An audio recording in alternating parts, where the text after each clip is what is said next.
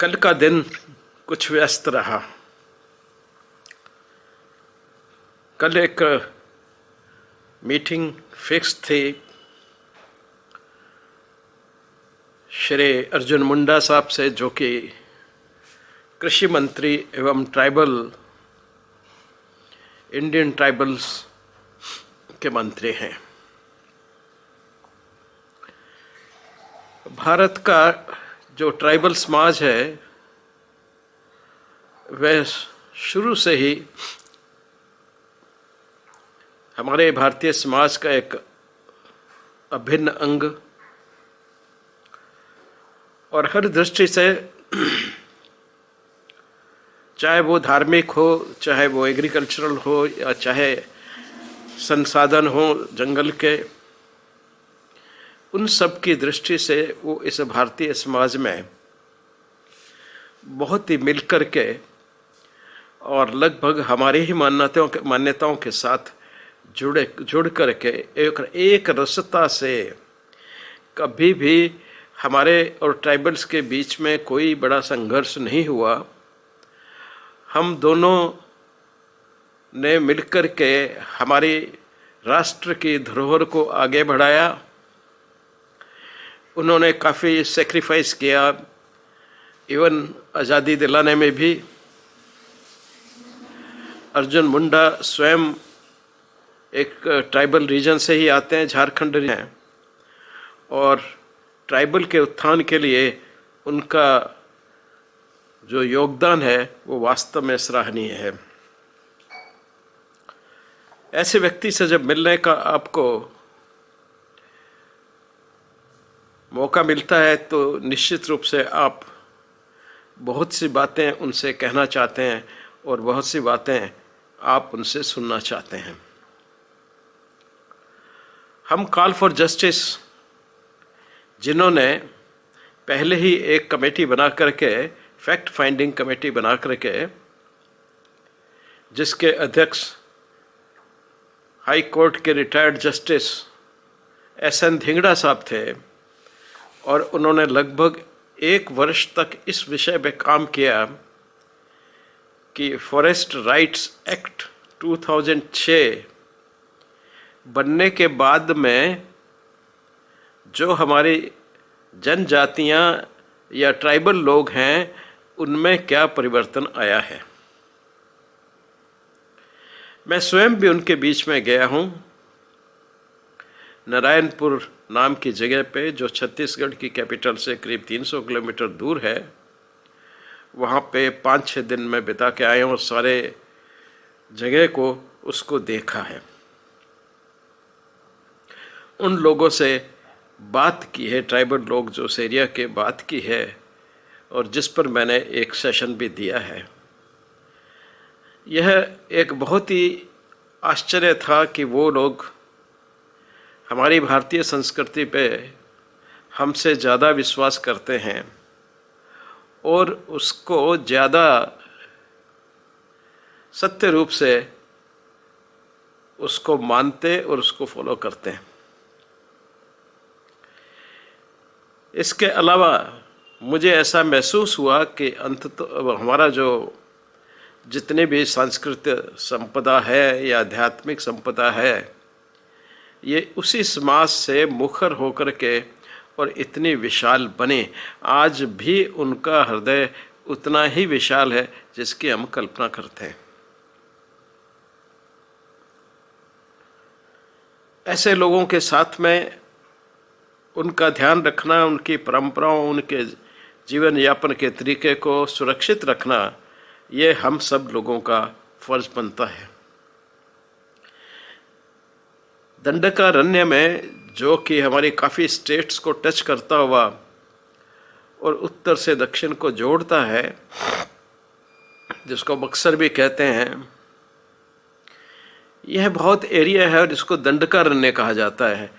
और जब भगवान राम दक्षिण की तरफ गए थे सीता को ढूंढने के लिए, तो उन्होंने इसी मार्ग का चयन किया था, दंडकारण्य के अंदर से ही होकर के गए थे। और इसीलिए उनके साथ जितने भी ट्राइबल थे वो उनके साथ होते गए, उनके सैनिक बनते गए। रसोई को वो सीता की रसोई कह के ही कहते हैं, और वो रसोई में कभी भी किसी को नहीं आने देते, और अगर आ जाती है तो उसको वहाँ से कोई दूसरा आदमी अगर आ जाता है उसमें, तो मानते हैं कि अपवित्र हो गई, तो उसको तोड़ के दूसरा मानते हैं, कि उनका ख्याल है कि यह सीता जी के परंपरागत तरीके से बनाई गई रसोई है, वो उसको फॉलो करते हैं, ये उनका अपना विश्वास है।